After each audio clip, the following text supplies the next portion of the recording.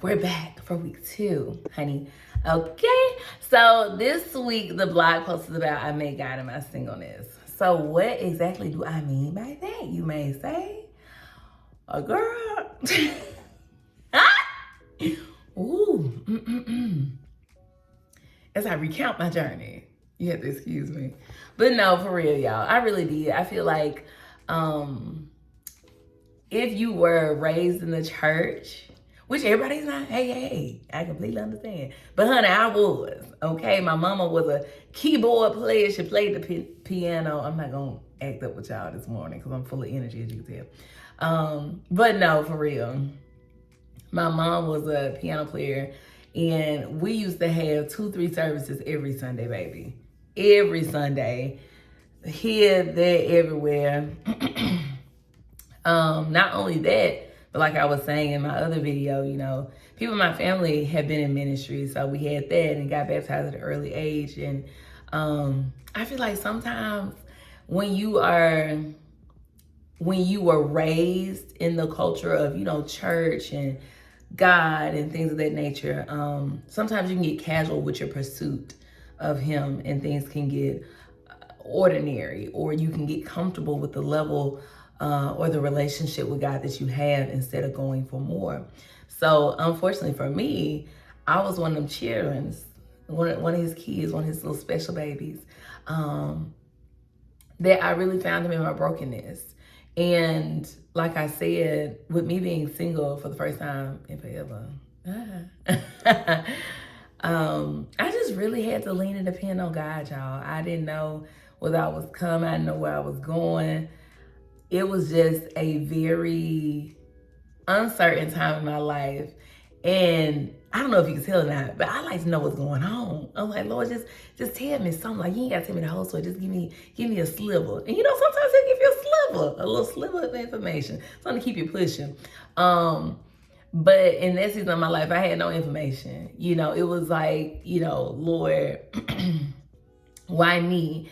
Why is this happening to me? I did the best I could. This is this, that. You know, everything I do, I give my all to it. So yeah, that's what it was. And unfortunately, I fell into a very deep depression. I became very suicidal. And that's when it was me and God. Like, of course, I had support and things of that nature, but there's a lot that goes on behind closed doors when it's just you know. It's just a moment of solitude. And I had to get comfortable with being by myself. And now, as you see, I'm so comfortable. I mean, do I long for, you know, connection and things? Of course, absolutely. Hello. But I am content. And like I said, God just really became my portion. Like, I felt so buried. I felt so buried that the only thing I could see was up. Like, that I was at that space in my life where I'm like, I can't fall any further than this. Like, this is as low gets for me. Like, that was the area of life I was in. And I really had to just, like, look straight up. Like, I just remember one day in my room, I think I was on the phone with my brother, bless his heart, and he said something. When I tell you, I bawled. And I am a tough cookie, okay? You better believe it. So I hate crying in front of people and all this other stuff. I really try to hold it in, you know.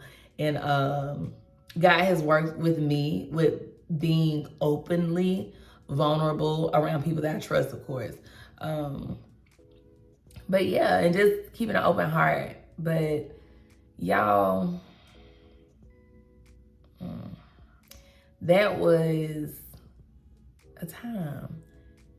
And it took a lot of bumping my head. It took a lot of doing it wrong. Like I said, I had to continue to fail consistently. Okay? I kept on falling into the same pattern. I'm like, I think it's me. Sometimes you have to say that, Lord, I think it's me. You know how you feel like you dating the same person? I'm like, what Taylor Swift said, it's me. I'm the problem, it's me. It was me. And so as soon as I found out I was a problem, baby, me ran to God. Lord, can you tell me why I like people who don't like me? Because let's talk about it. Let's talk about it, Bookie Bear. It's okay. This is the safe. I promise you. I can't tell you nothing I ain't lived through. I'm here to tell you. I had to ask the Lord, why do I like people that don't like me? And you know what? I get that men get a bad rep about being dogs. And, all men are not dogs. Like, don't even get me started about that. I believe that, there are some really good men out there. And there are some men who are not so great. But I really had to have a moment with myself to say, what is it in me that is attracted to somebody who's not emotionally available? What is it in me that's attracted to somebody who I know is not on my level? What is it in me that's attracted to somebody that doesn't want me but needs me? We gonna talk about it, Bookie Bear. We gonna talk about it. Like, you really have to do some self-reflection. You really have to invite God into that space in your life. I feel like sometimes we forget that God is our Father, and I get it. I'm a daddy's girl. Baby, real bad daddy's girl. And I get it. I wouldn't just openly invite my dad into my relationship and like, oh, this and all that. But I feel like God is like, he can be whoever you need. If you need a friend, he's a friend, okay? What they say, he's a friend that sticks closer than any brother. Like, if you need a mother, he's a mother. If you need a father, he's a father. Things of that nature. So I listened to a sermon. And it said, no, it wasn't a sermon. It was a podcast. Yes. It was the Beyond Sunday podcast. Y'all need to check them out. Maybe I go to the best church on this side of heaven. Don't get me started. Okay, it was the Beyond Sunday podcast. And it was talking about friends, how many of us have them, or something like that. And somebody said something that really just turned a light bulb on to me. It's that Jesus desires to call us a friend. You get what I'm saying? Like, and there's some verse in the Bible that says, when it's a master, you don't know your master's business. But God wants to be our friend. And so when I realized that, I'm like, okay, well, maybe I can tell him I'm struggling with this. And he won't judge me. And we can just talk about it. And he'll provide me insight. And that's exactly what I did. I said, Lord, there's something in me that just ain't together, because that makes no sense, and I tell my friends and love and everybody else, when they tell me about certain things, it's like my friend used to tell me all the time when I tell her about my little adventures. She's like, girl, God is so much better for you. And I'm like, I know, girl, I'm just stuck right now. I'm just in this right now. I'm just doing this right now. I know. Nah. Honey, when I tell you I came out that thing, shoo, the Lord has snatched me. He snatched me good. And y'all, when I tell you, when you had that conversation with God, and my conversation went like this: Lord, show me what you see in me. Because I feel like if I see what you see in me, then I can believe it. You get what I'm saying? Because I feel like half the things in our life we do because we don't know who we are. When we settled for less, we didn't know how much we were. You get what I'm saying? So, and I'm that type of person. Last name ain't Thomas for a reason. Skeptic. What dad Thomas say? He said, I won't believe it unless I see the holes in your hands and your feet. And I put my hand in your side, I won't believe it. But of course, I've gotten over those skeptic ways, and me and the Lord are on a faith journey. But no, for real, y'all, I'm just like, I had to ask God to show me. I said, God, you seem to think, because this is how me and God talk. I said, Lord, you seem to think that there is more to who I am as a person. Like, I feel like sometimes I see things in black and white. And sometimes I have to remind myself that I'm a gray space. Like I tell you, I'm your favorite oxymoron. Very spontaneous, yet very stringent. Like, I'm like, Lord, this is all I see. But, his ways are not our ways. His thoughts are not our thoughts. So I said, God, show me what you see. And if you show me what you see, then I can believe it. And God, y'all, when I say the Lord be telling me so, like, I said, no, wait a minute. I said, Lord, I said, God, did you forget? Like, I was just. He said, no, that's what it is. I'm like, y'all, when I squint them eyes, I'm like, But no, when I tell you, if you ask God to reveal to you what he says about you and how he sees you, he will do it. And God blew my mind. I was like, Lord, I don't even know if I want to know all that. And that's why I feel like sometimes God has to take us in spurts, in spans, because it's kind of like he can't show you, oh, better yet, he'll show you the end result. But if I showed you everything you had to go through to get here, you may not want what I showed you I got for you, babe. So I gotta not too much on my girl. I gotta not too much on my girl for you. You know what I'm saying? And that's what God did. And when I tell you, the fiery darts have been fiery. But that's okay. That's okay, because I feel like when the verse said, many are the afflictions of the righteous, you don't get it till you start getting afflicted, till you, woo. And I'm like, whoa. And then they just keep coming. But that's okay, because that's why we have Jesus. And that's why we talk to him. And that's why we have a relationship with him. And we do all the things we know we need to do. But yeah, back to full circle moment. I found God in my singleness because I was so low, there was no way else I could look but up, baby. I said, y'all, I lost, baby, ain't nothing like a heartbreak to get you ready.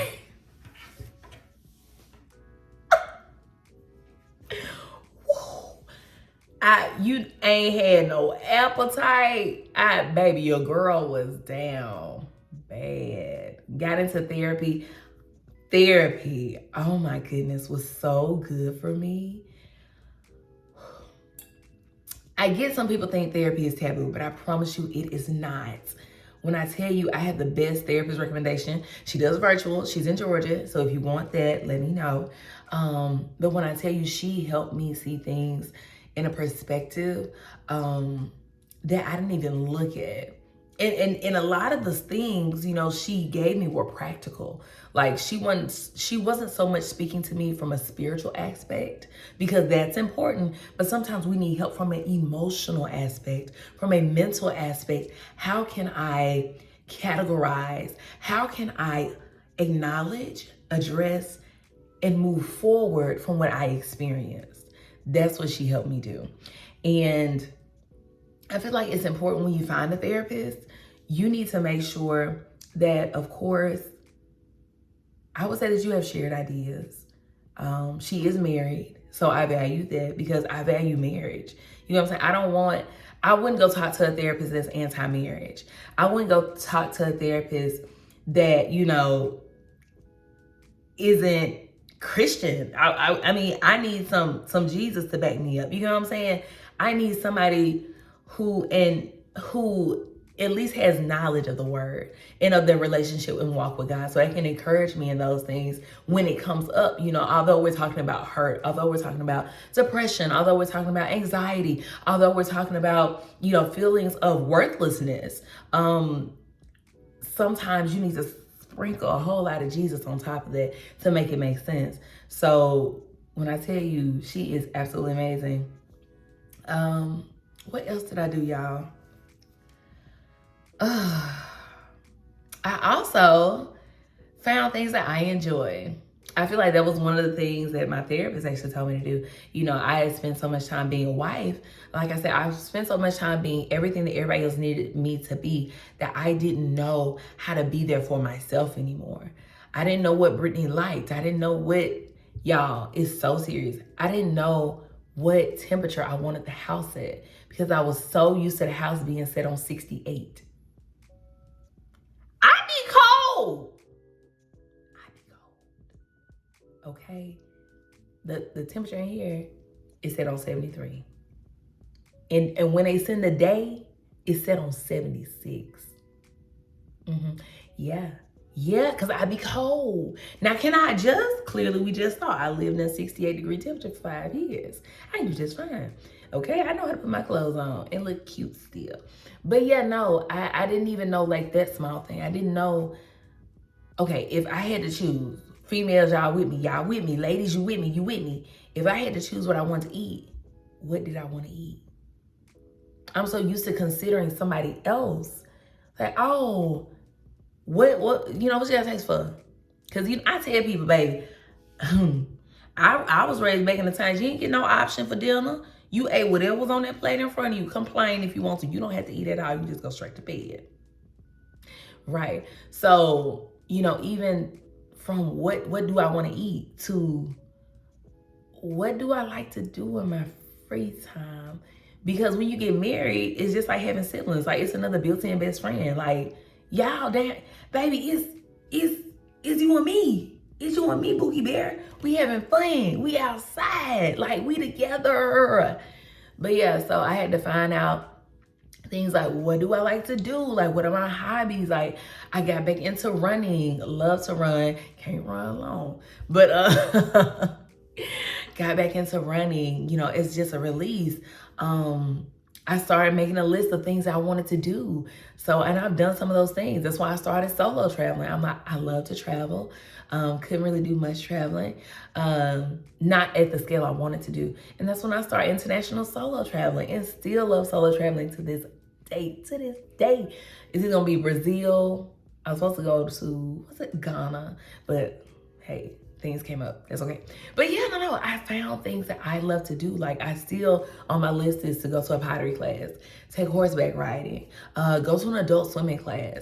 Like, things like that, y'all. You have to find things that you like to do. Things that don't benefit anybody else but you. Of course, I got in my word. I started devotion. I fasted. I prayed. Like, these things, it took time. It was not no overnight, oh, that happened, I'm divorced, I'm over it. Y'all, this is 2 years and I can finally talk about it publicly and laugh and say, you know what, if it wasn't for that moment, if it wasn't for that encounter that I had with God as a result of my brokenness, I wouldn't be where I am today. I wouldn't be half the woman that I am today. Like I said, so it takes time. If you're going through a transition, if you're going through something that is very uncomfortable, and if you feel like you're in a period of brokenness, I just am praying with you. I'm agreeing with you. God is for you. He's not working against you. I pinky promise. We don't understand why he does what he does and why he does it that way. But it's all gonna make sense for those who love him. Okay? So that's all I got for today. Love you, mean it. Okay, bye.